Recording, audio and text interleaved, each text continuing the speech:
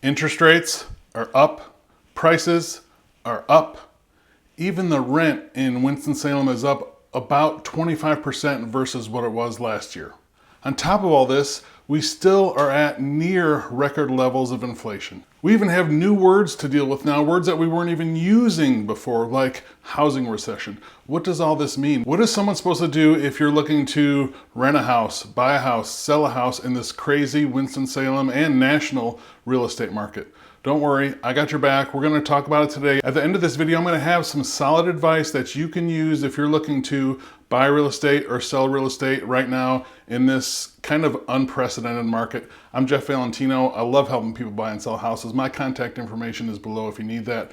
But here's what's going on. You've seen it if you've been observing this market at all, right? The Fed decided to raise rates again last week. They raised it 0.75%, which to me is kind of a misstep. I'm going to have a little bit more detail breakdown of this next week when I do the full market update. So subscribe if you haven't, because I have some things to say and some thoughts about that you're probably not going to want to miss. I think that might have been an overstep on their part. Now, the last time the Fed raised interest rates, if you remember earlier this year, the mortgage rates actually went down the next day. The market was expecting it.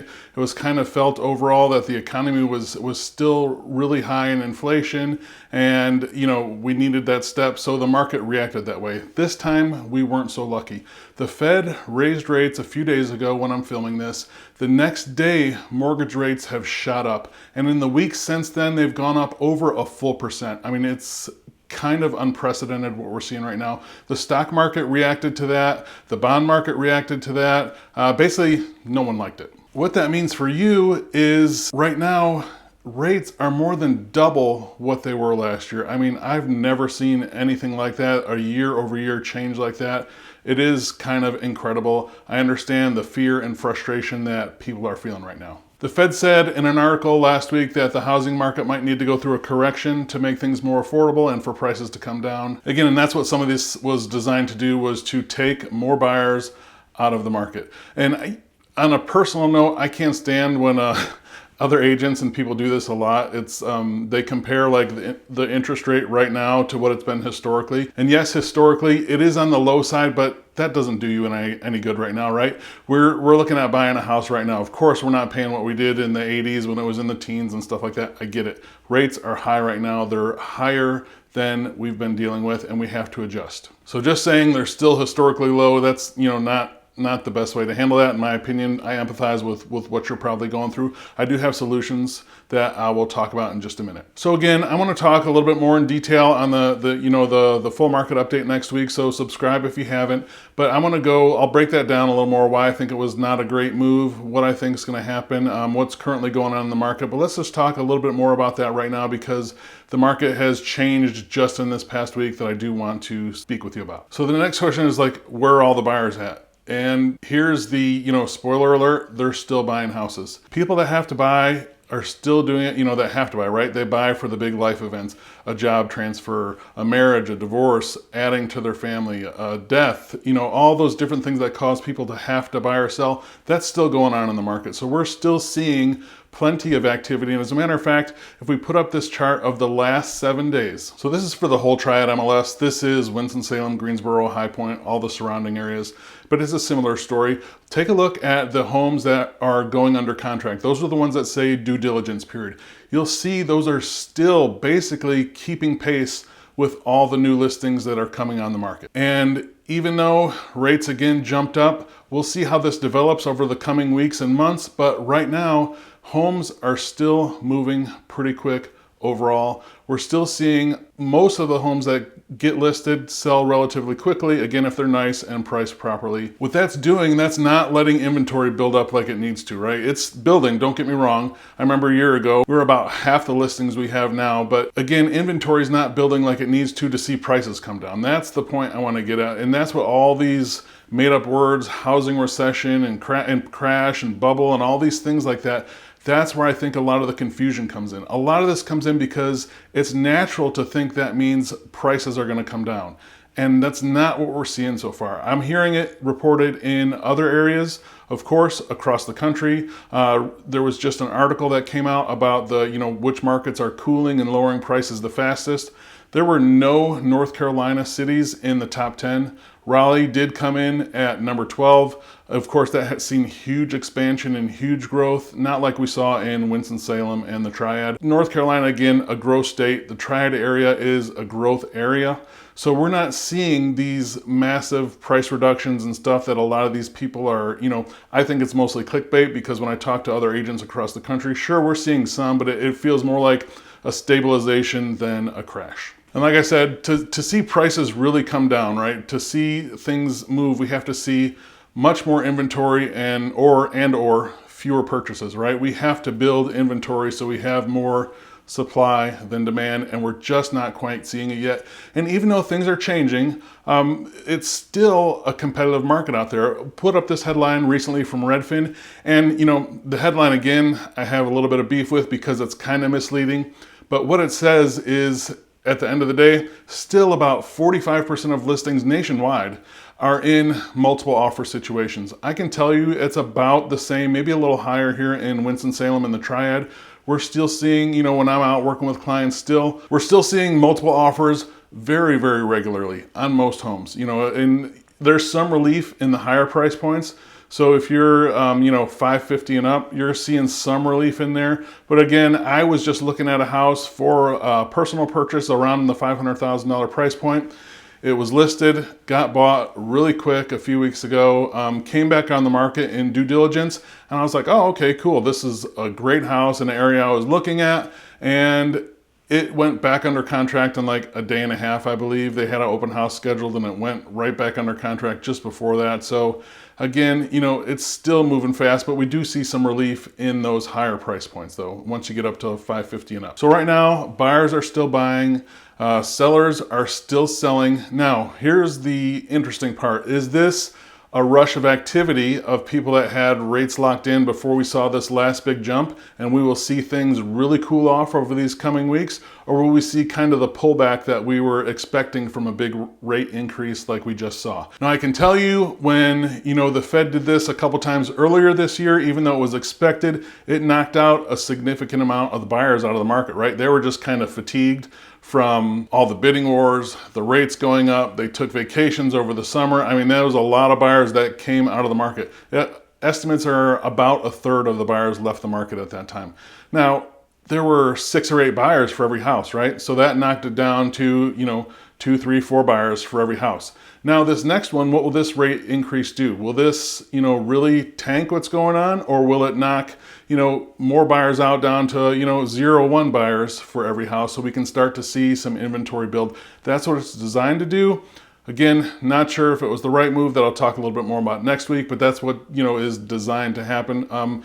The Fed is walking a really fine line on this, but I said I wasn't going to talk about it this week. I want to talk about it next week because I have some thoughts on that. So I'm guessing we're going to see more buyers leave with this current rate hike. I'm guessing we're going to see some sellers try to rush and get their property on the market because they think all the buyers are going to go. So we'll see how this develops over the coming weeks. It's going to be interesting. Again, it's kind of unprecedented territory that we're in, so we're going to have to just see what happens. But what should you do? What should you do right now if you're looking to buy a house in this market, right? If you have one of those events, you have to buy a house. Or if you have one of those events, you have to sell a house. What should you do? I've seen buyers just get devastated trying to wait this market out. I've cautioned against that for most people. And devastated financially is the right word. I mean, they've seen their rent now skyrocket. They've been out of the market for a year plus and spent all this money on rent. They've seen prices dramatically increase over the last 2 years. And it has literally been financially devastating for them when they're waiting for the perfect house, or I can't see myself paying asking price or over, or write these big dudes. I understand all that, but it has been devastating for most people that have waited. That being said, I am telling more people that maybe, it's time to maybe stay on the sidelines for just a little bit to see how this shakes out. Typically, this is the best time of the year to buy, right? After the kids go back to school, through the winter, before we get to the spring market push, this is a better time to buy than once we get into spring and summer. Is that going to be the same, or are people going to be rushing into that? I'm not really sure. We're going to have to wait and see. So I have been kind of telling people maybe it's time to wait and see if their price points are really, really tight, right? If they're in that, $300 or so thousand price range where there's still significant competition, where that rate jump is really going to impact affordability and they don't want to step down to a lower price point, or they can't come up with more money down, maybe it's time to just wait and see how things shake out over the next couple months. I have been having that conversation with people more lately than in the past. But if you are going to buy, first thing I need you to do is work with someone, or sell, work with someone that knows what they're doing. Keep in mind, the majority of agents, a huge percent of agents in the Triad have just started real estate from 2019 or later. That means they only know one type of market. They only know, well, heck, we can't ask for anything on repairs, or we can't negotiate on price or closing costs. We just kind of have to take what we can get. It's competitive, but it's not like that. You have to have someone that's got some experience. Can they negotiate repairs or closing costs? How can they help you do that? So have someone that knows what they're doing first. Second, if you're buying, talk to your lender. You need to probably run these numbers back through again and see what kind of options you have. The good news is there are plenty of creative and different options that we can do just besides the standard 30-year fixed. I mean, if we thought rates were going to stay at 2.8% forever, we were wrong. Shame on us. That wasn't going to happen. There are plenty of things that we can do to overcome some of this, right? How long are you going to live in the house? Is it an adjustable rate mortgage? An option for you? Don't be scared of those, because if used properly, they can be a great tool. Or do we need to buy down or ask for seller concessions for a buy? There are lots of different things that we can do. Do we need to look just 10 minutes outside of where you're looking to find a better price point that's a little less competitive? We have lots of different options, but first thing is to speak with your lender, find out about your qualifications, how they might have changed, and the best route to take with, your actual price point and payments, and then, get with someone. I hope it's me. Get with someone that you can sit down with, talk through, and make a plan, because the good news is the competition is less than half of what it was a year ago. You can get a house, you can get it at the right house at the right price. So you have options. So it's not all desperate. Talk to your lender, get with a good agent, and make a plan, and you go execute it. And now it's not a terrible, terrible time to buy. It kind of stinks, but next year you might be able to refinance out of that rate into another one. You have options. Let's just make a plan. Sellers, if you're looking to sell right now, you have to be aware of a couple different things. We're not always seeing homes fly off the market in the first 2 days with multiple offers. It's not going into, a crazy weekend of bidding. You have to adjust your expectations a little bit.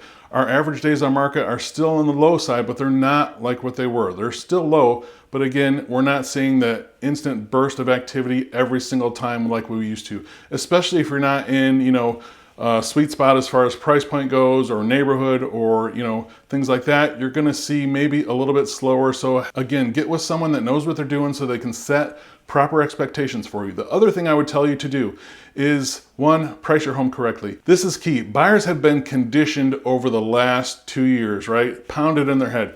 Asking price or better, asking price or better, asking price or better.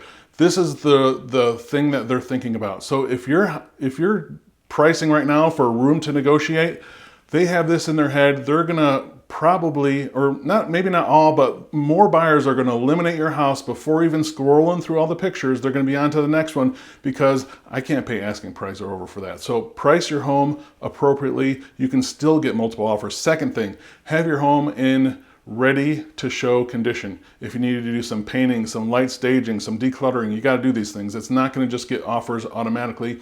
And third, be willing to negotiate. Understand where we're at, that if we do see more buyers leave the market right now, your first or second offer are usually going to be your best ones. So be willing to negotiate on these. If you have to do some repairs or give in some credits, be willing to do that, and understand, again, have the right expectations going in that this might be something you need to do. Whether we're seeing, a housing recession, I don't even know where that word came from. It's a brand new one. It's kind of made up and clickbaity to me.